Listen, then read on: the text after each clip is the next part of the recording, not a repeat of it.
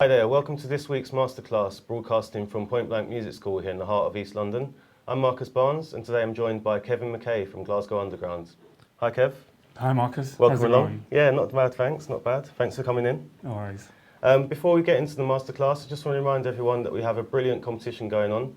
It's to win £700 worth of Vestax and UDG gear. Competition ends at midnight tonight, so make sure you subscribe to our YouTube channel. It's very simple to enter, and you'll be in with a chance of winning all that stuff. So yeah, just hit the subscribe button now if you haven't subscribed. Anyway, let's get into this masterclass. Kev, as a lot of people out there will know, you're a label owner, a DJ and a producer, and you've worked with a few big names like Milo, and you've discovered sort of artists like Grum. But leading up to now, I mean, you're in a very good position at the moment, but how did you kind of start? What's your kind of history in terms of getting to grips with like learning about music and DJing and stuff? Well, I mean, I started just as any music fan did, I guess, just discovering about music. And when I was growing up, that was like going to the library and borrowing records, like taping music off the top 40, like just in Woolworths, like buying stuff off the shelves, like in bargain bins, taking my chances on things. And then when I was 17, I ended up living on my own, and I'd worked all the summer before to sort of save up, bought this big stereo, and managed to buy a little mixer from like Dixon's, 50 quid Radio Shack mixer, and I could mix from like my record player to my CD player. And so I would have parties at my house and be playing everything from like the Commodores to the Rolling Stones to like, so I'd have that on one CD, then like a Happy Mondays record or some Italian house thing that was in the charts. And I'd started making mixtapes and just being like the kind of guy that had the music. Mm-hmm. And then when I moved to Glasgow, obviously Glasgow's very different from the kind of small town on the west coast of Scotland that I grew up. So I started going out. The nearest club to my halls of residence was the sub club. Slam had a Thursday night there, so I would just go out. Mm-hmm. And then, you know, they weren't playing pop music there. I was like, wow, like just like house, techno, like, you know, some Balearic stuff, like a real mixture. Wasn't like, and I was just like, wow, what are these records? I've never heard them. Like, they're not on the radio. Like, what is this stuff? So I'd be going up and asking Stuart and all, like, what the records were, like, this is Frankie Knuckles' The Whistle Song. And I'd be like, okay, where did I buy it? Like, you can't get it from the normal record store. And they're like, you get it from 23rd Precinct. So I'd go up into 23rd Precinct and trying to get to know the staff and going on quiet days like a Sunday so that I wasn't like competing with all the kind of cities DJs for attention.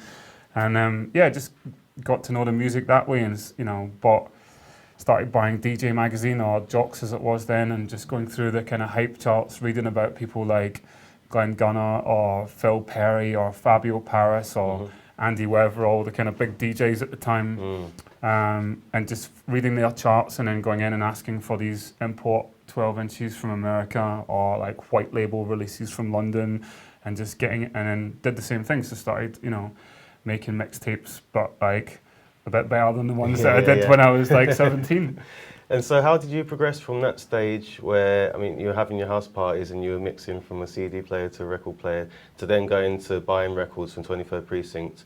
How did you kind of make the progression from having that record collection to actually picking up gigs and then becoming a fully fledged DJ, as you might call it? Yeah, well, the guy that is in the room next door to me when I was in the halls of residence, this guy called Chris Buguzzi, he was the DJ, he was from Bromley.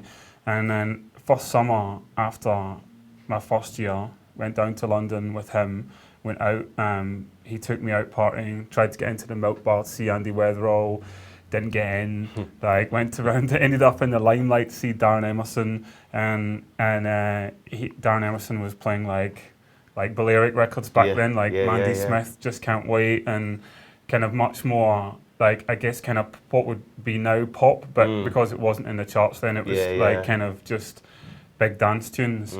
And so after that, I was like, right, okay, I thought having a stereo was good enough, and I need to have these things called Technics, and I need to get like a better mixer. So I saved up all summer working, bought 2 Technics, and then sat the whole summer while like 1990, and the person next door had obviously just broken up with their boyfriend because all they had on was Bryan Adams, Everything I Do, and it was on all the time. So we were just like, right, like get the tunes on. So I'd be like every night just mixing, and like took me like the whole summer to learn to mix, and then just started putting the same thing, putting tapes together. But this time they were like house records and like, you know, sort of like some Balearic stuff, like the Aloof stuff that was coming out of Flying Records in London, and just like a real, like a kind of mixture, like warm-up records and then sort of more sort of peak time records later on.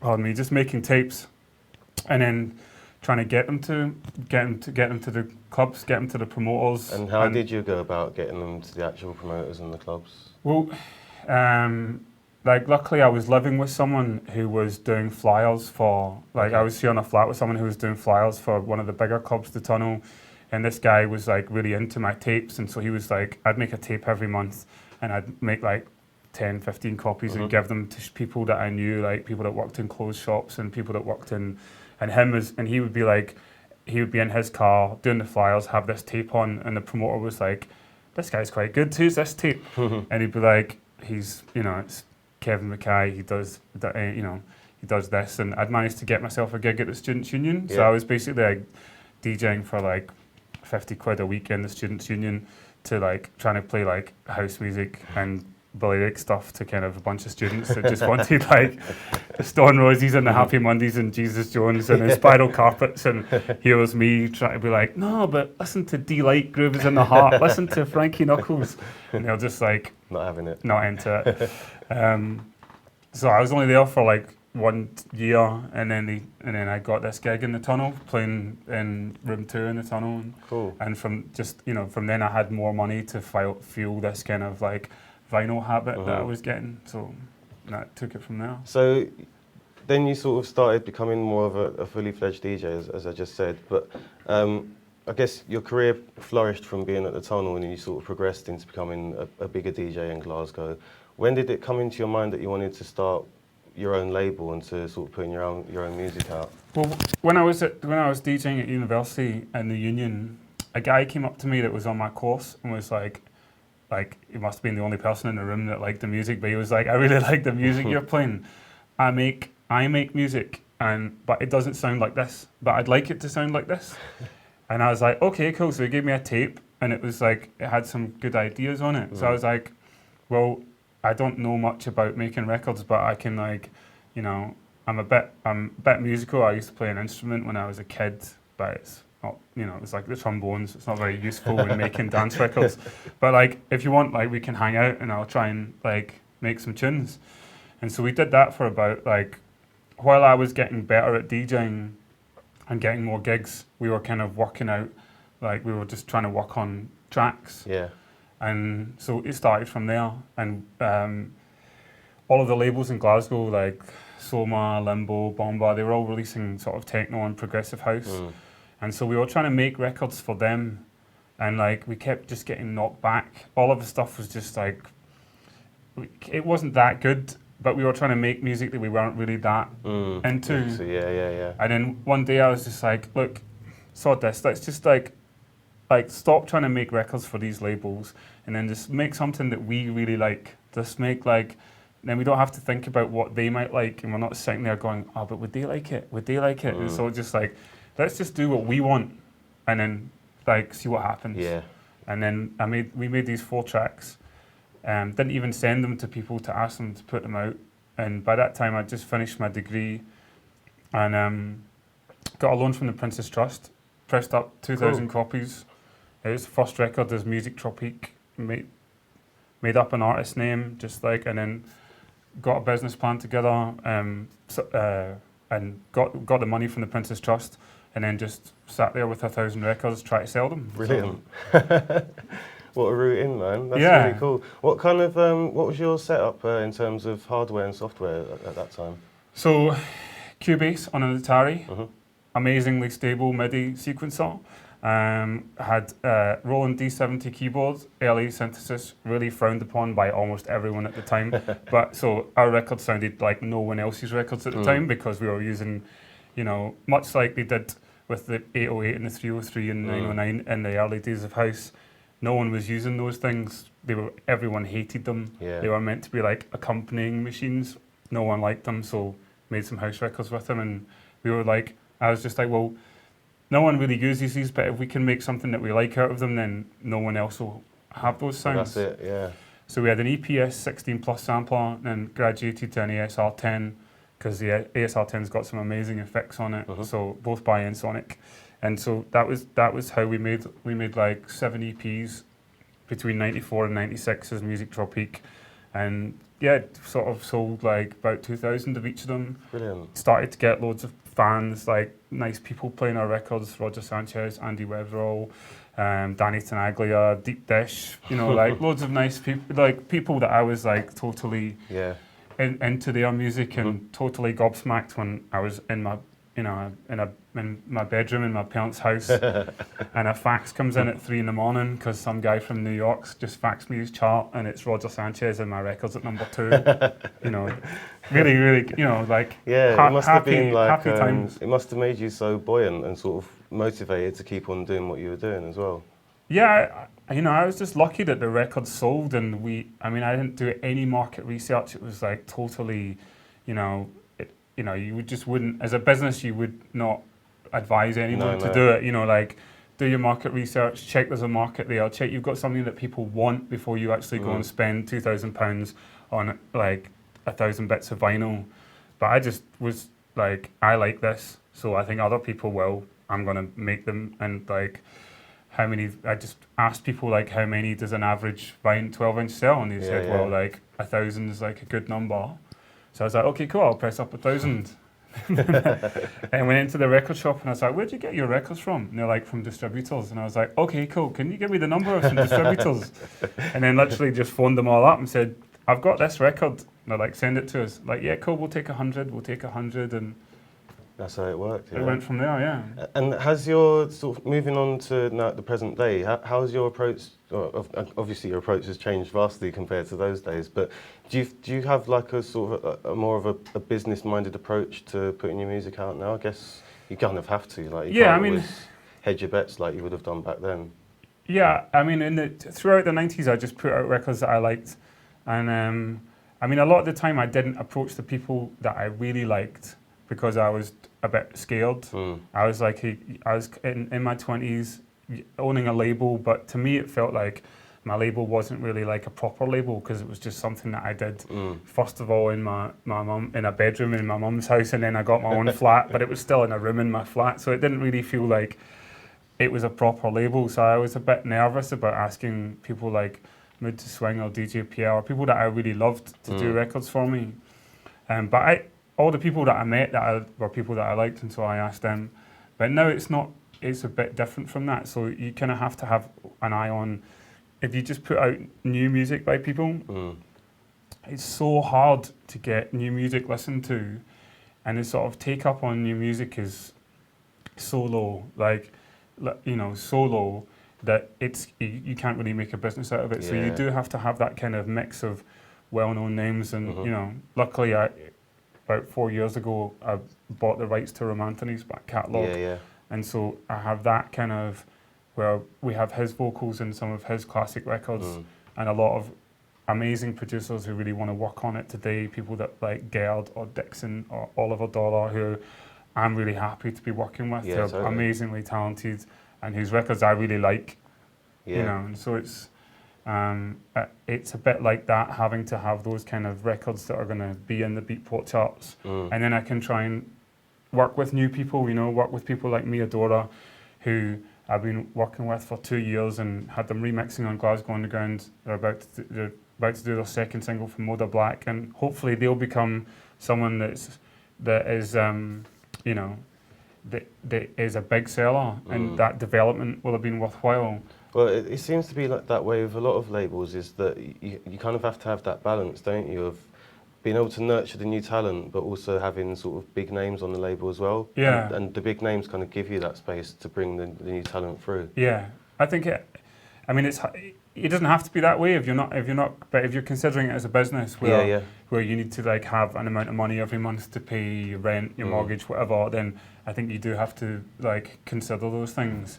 I mean, I love the labels that don't treat it like that, and it's literally just we do what we want. Yeah. I love those labels, but it can't be like that for me. Yeah, well, it's not always sustainable for people, is it, you know? No. As much as it can be a labour of love, I mean, if you're sort of digging yourself into a financial hole, it kind of almost defeats the object, because then how are you going to fund your releases? Yeah, I mean, you know, and also like making sure the artists get paid. There's a lot of, you know, there's a lot of labels that do really well until they realise that, oh, we got to pay a bunch of royalties now, and it's like, but we've spent all the money on promotion and whatever, and that happens. That happens a lot, and it's no, you know, it's just people. It's not anyone's fault.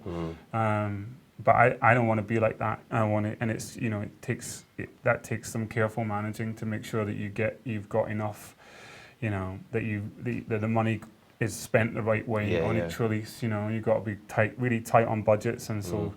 And convincing people to do artwork and things for amounts of money that are almost embarrassing sometimes to ask people to do things for. Getting people to do promo for such small amounts of money on new artists, because there's just, you know, the record might generate a total of £400 or something.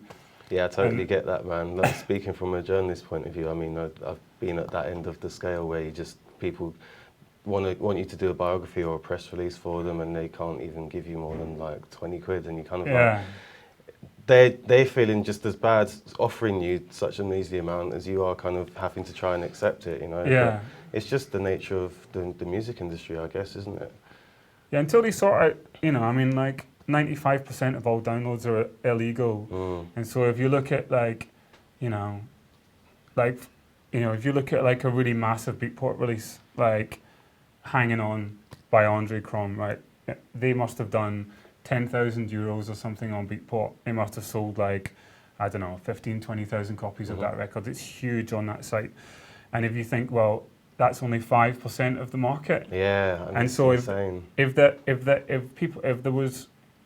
everyone paid for the records that they had, then the whole scene would be so much more healthy. It's just a shame that it happened the way it happened, and people don't get, and not all the money gets, you know, more money goes to Mediafire and Zippy Share than goes to the kind of labels that, and the labels, the labels that are really trying to, you know. But that's the situation. I'm not like, I think people that moan about it too much are kind of, it's not ideal. It's better just to get on and deal with the situation and hope that it changes, you know, for the better at some point. Yeah, for sure. And so you've got several other labels that you've kind of been involved with apart from Glasgow Underground. Can you sort of touch on those sort of briefly? You had Breastfed, is that correct? Is that still going? Breastfed is, no. I sort of, 2002, I started getting demos from this guy called Miles McInnes, who ended up becoming Milo. And it was when I was running Glasgow Underground, and at the time we were kind of known as a deep house label, and it was just as kind of Errol Alkin was becoming famous, and deep house was becoming a real ugly word. In fact, people called it dad house. People were like really sneering about it because it had kind of eaten its own tail. It got really boring. The kind of thing that was exciting about house music had kind of just got lost. So many copycat producers coming in and making boring records. And what Errol was doing was so much more interesting and fun than loads of labels that were releasing like house music were doing. And fair enough. But I couldn't, and I didn't want to have Milo tainted with any of those kind of bad associations.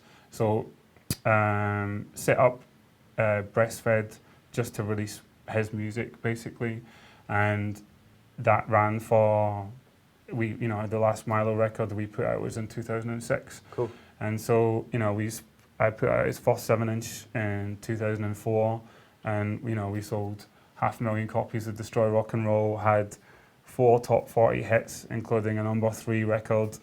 And Miles is a very rich guy now, and I don't know, he didn't want to make records for Breastfed anymore, and so he's now free to make records for whoever he wants. Right. and that's what happened with that label. I mean, it's a shame. At one point, it could have been something really good, but it just didn't work out with the people involved. And I don't know. Miles just never. He was making lots of music, but nothing ever got finished. Right. And so, why that is, I don't know. I mean, he's super comfortable now, and like owns a nightclub, and so maybe like making music is like isn't such a big deal. And so with that, I could kind of tell that things weren't great with him making a new album from about 2007 onwards, and so I was sort of looking for someone else to work with, and discovered Grum. Yeah, cool. And so really liked his records. I went to meet him, and I think he was at uni in Huddersfield doing an audio tech course.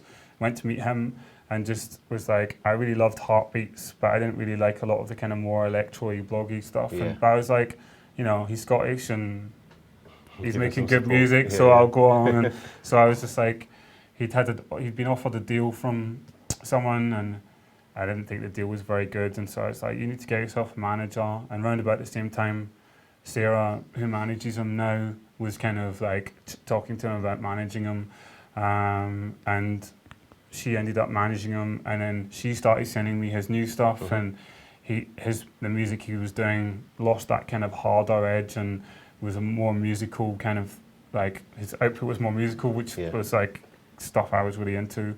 And just ended up like working with him, and the plan was to try and do a similar thing with him as what we did with Milo.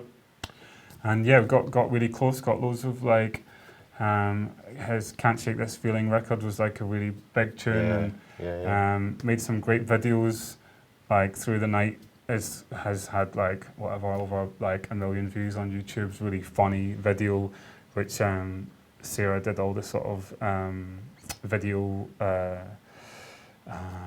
what's the word? I can't remember. Yeah, she just looked after all the videos on that, and sort of dealt with the directors, and sort of made the video a sort of what it was. So I'm still working with Grum. He's got a new record coming, and he's moved away from that kind of more disco-y, 80s-y kind of sound, and his new record's like a proper club record. It's like the guy who's doing his work. One of the people who's working on it said something which is really nice about it. He sort of remix manages Ways and Odyssey, and he said it was like a masterclass in dance music, because it covers everything from house to sort of French touch to kind of more euphoric kind of styles to kind of chill out, modern chill out kind of stuff, to right through to sort of still some of that new disco sound. And Grum is such a talented guy. He does everything. So I'm sure if he wanted to make an EDM record if he wanted to make a record with Rihanna that was #1, he could do it. He's just got like, he's one of the quickest and most sort of intuitive guys in the studio I've ever seen. Doesn't play on keyboards. Literally will sit and just draw stuff on the screen, and as he's drawing it on the screen, it's like magic coming out of the speakers. Takes me so much longer to program things than it does him, but he's just got this thing with music. He's brilliant. So we've got that, and also went back to doing stuff with Glasgow Underground. This is my kind of first, like that kind of house thing, which was my first love. So with Milo and Grum, was it a case of you heard their demos and just kind of chased them up? And in terms of the A&R inside of things, what was it about those guys that really made you go, oh, that's interesting, in terms of, you must have been flooded with demos at the time. So what was it about those guys in particular that made you go, wow?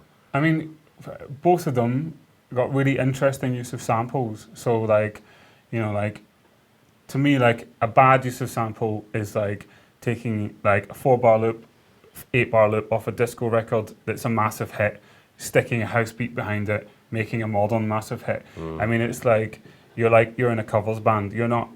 There's nothing bad with those records per se, but it's not like working with those artists is really down to the samples that they pick. So unless they've got like this huge sort of like disco collection that they can mine full of like obscure things that could have been hits. It's like you're not really going to get somewhere. But both of those guys sample records in really interesting ways, and sample records in ways where they're actually changing the copyright. So they're not they're using using sampling as it's meant to be. They're not sort of, stealing's not the right word, but they're not appropriating someone else's music and just calling it their own. They're kind of taking it and adapting it. Yeah, almost like using it as an instrument, like it's part of the instrumentation rather than taking it and, like as you say, sort of you're adopting it almost, aren't you? Yeah. Just sort of making it your own. But it's, because Heartbeats, the song by Grummer's got a sample in it. I won't say where the sample's from, but like it's not something that we had to clear, because he's taken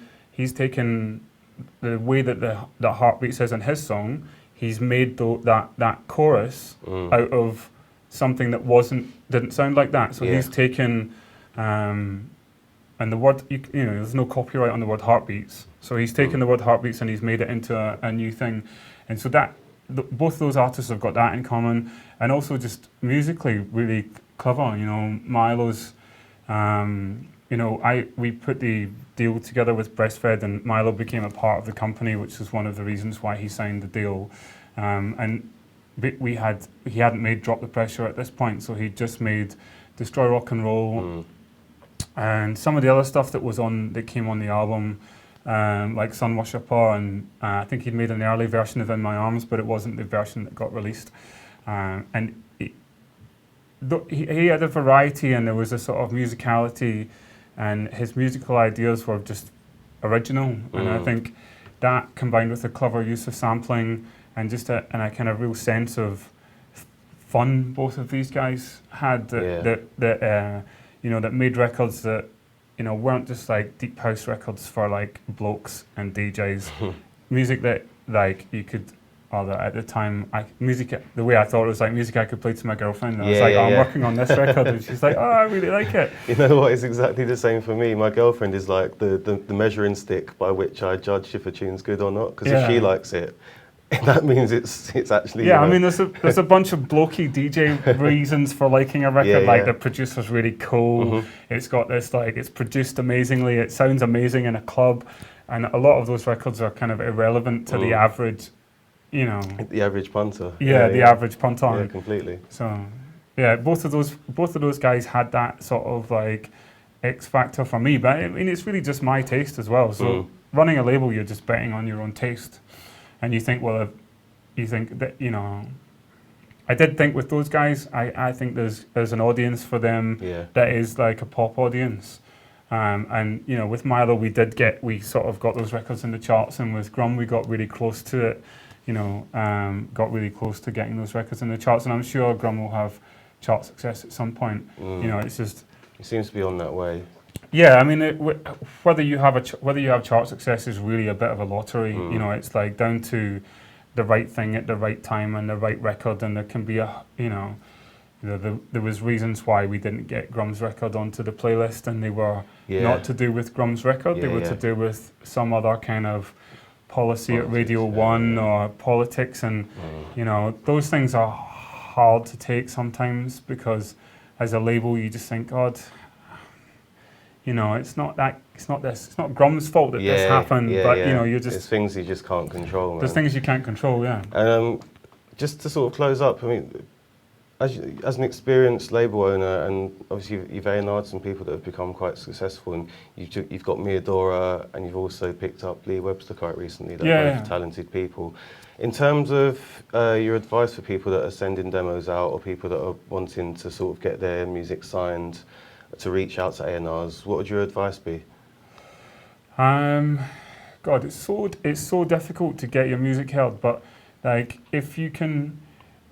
A lot of the time I listen to something because a friend has kind of introduced me to it, or I might hear it. I mean, people send me music and sometimes it just sits in my inbox and doesn't get listened to, and then I see a review, or see someone talking about them, or see it in a DJ's charts, and I realise that I've actually been sent it, and I'll go back and get it.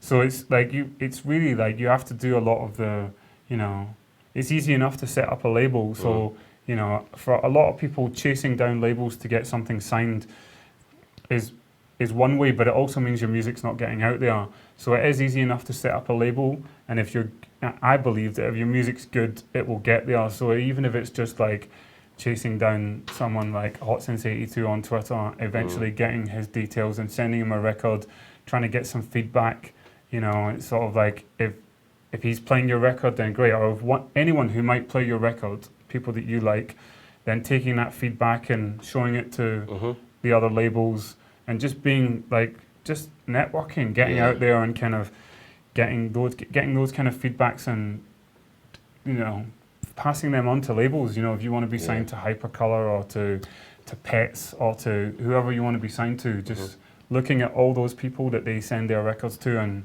trying to get that kind of It's about kind of like building a bit of a buzz around your name, isn't it? And just like I mean, Lee's really great at that. He's like he's always sending his stuff to people. He's mates with Jamie Jones, and he's had records on Hot Waves. He's got records, but he's also he's got records coming on Local Talk. And when he was like talking to Local Talk, they weren't such a big label, and now they're becoming a much more for sure. People focusing on Local Talk. Like they put out great stuff, so I'm not surprised. But being aware of those other labels that are in your genre that might not be famous right now, but might be famous in like 18 months' time. And so building those relationships now that aren't based on, Vision Quest with 100,000 Facebook likes, that might be someone who's a bit smaller than that, who might be looking for something and might have some time to listen to you, because you guarantee that there's like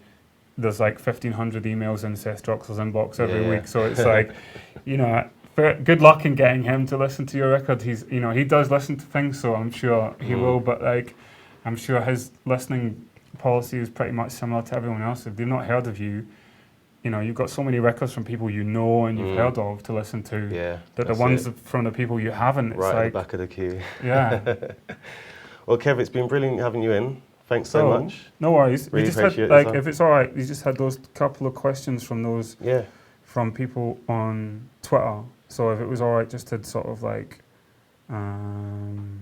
answer them quickly, if that's all right. Yeah.